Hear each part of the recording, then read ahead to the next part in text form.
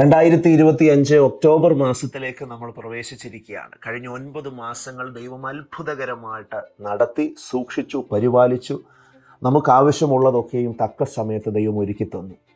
ഈ 10-ാം മാസത്തിലേക്ക് നമ്മൾ പ്രവേശിക്കുമ്പോൾ ദൈവത്തിൻ്റെ പരിശുദ്ധാത്മാവ് നൽകുന്ന ആലോചന, ഇത് കൃപയുടെയും മഹത്വത്തിൻ്റെയും ദിനങ്ങളാണ്. ദൈവകൃപ ധാരാളമായി അനുഭവിക്കുവാൻ, ദൈവത്തിൻ്റെ ഫേവർ നിങ്ങളുടെ ജീവിതത്തിൽ വെളിപ്പെട്ട് വരുവാൻ, ദൈവിക സാന്നിധ്യം എപ്പോഴും നിങ്ങളോട് ചുറ്റുമുണ്ടായിരിക്കുവാൻ ദൈവം ആഗ്രഹിക്കുന്നു. അത് ദൈവം നമുക്ക് തരുന്ന വാഗ്ദത്തമാണ്. ഞാൻ ഈ ദിവസങ്ങൾ പ്രാർത്ഥിച്ചുകൊണ്ടിരുന്നപ്പോൾ പരിശുദ്ധാത്മാവിൻ്റെ ഉള്ളിൽ നൽകിയ ഒരു വചന ഭാഗമാണ് 84-ാമത്തെ സങ്കീർത്തനം, അതിൻ്റെ 11-ാമത്തെ വാക്യം. അവിടെ ഇങ്ങനെ പറയുന്നു: യഹോവയായ ദൈവം സൂര്യനും പരിചയമാകുന്നു, യഹോവ കൃപയും മഹത്വവും നൽകുന്നു, നേരോടെ നടക്കുന്നവർക്ക് അവൻ ഒരു നന്മയും മുടക്കുകയില്ല. ഈ വചനഭാഗത്ത് ദൈവത്തിൻ്റെ സ്വഭാവവും അവൻ നമുക്ക് നൽകുന്ന ദാനങ്ങളും കാണുവാനായിട്ട് കഴിയും. ദൈവം നമുക്ക് സൂര്യനും പരിചയവുമാണ് എന്ന് ഈ വാക്യത്തിൽ പറയുന്നു.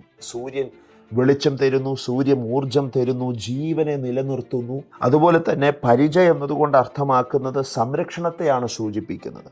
നമ്മുടെ ജീവിതയാത്രയിൽ അപകടങ്ങളിൽ നിന്നും പ്രതികൂല സാഹചര്യങ്ങളിൽ നിന്നും നമ്മെ സംരക്ഷിക്കുന്ന ദൈവിക സംരക്ഷണത്തിൻ്റെ ഒരു വലിയ മതിൽ തന്നെ നമുക്ക് ചുറ്റും എപ്പോഴും ഉണ്ടായിരിക്കും. നമുക്ക് അടുത്ത വചനഭാഗം പറയുന്നത്, യഹോവ കൃപയും മഹത്വവും നൽകുന്നു.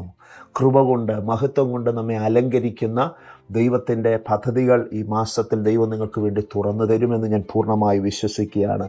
അടുത്ത ഭാഗം പറയുന്നത്, നേരോടെ നടക്കുന്നവർക്ക് ഒരു നന്മയ്ക്കും മുടക്കം വരില്ല. പ്രിയമുള്ളവരെ, നമ്മുടെ ജീവിതത്തിൽ നാം എടുക്കേണ്ടുന്ന ഒരു തീരുമാനമാണ് അവിടെ കാണിക്കുന്നത്. ദൈവം നമുക്ക് സംരക്ഷണം തരും. ദൈവം നമ്മെ സൂര്യനായി, നമുക്ക് വെളിച്ചമായി, നമുക്ക് ഊർജം പകർന്ന് ജീവനെ നിലനിർത്തിക്കൊണ്ട് നമ്മെ ഈ യാത്രയിൽ വഴി നടത്തും.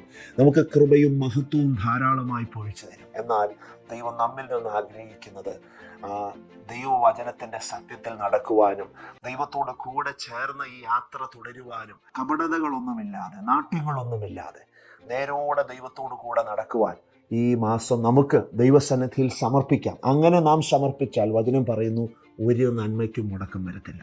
ഈ വർഷം നമ്മെ വിട്ടുപോകുവാൻ ഇനി ചില മാസങ്ങൾ കൂടെ മാത്രമേ ബാക്കിയുള്ളൂ. നമ്മുടെ ജീവിതത്തിൽ മുടങ്ങിക്കിടക്കുന്നത് പലതും അത് വെളിപ്പെട്ട് വരുവാൻ, അത് നിവർത്തിക്കപ്പെടുവാൻ ദൈവം ആഗ്രഹിക്കുന്നു. അതിനുള്ള കണ്ടീഷൻ ദൈവസന്നിധിയിൽ നേരോടെ, വിശ്വസ്തയോടെ ദൈവവചനം അനുസരിച്ച് നടക്കുക എന്നുള്ളതാണ്.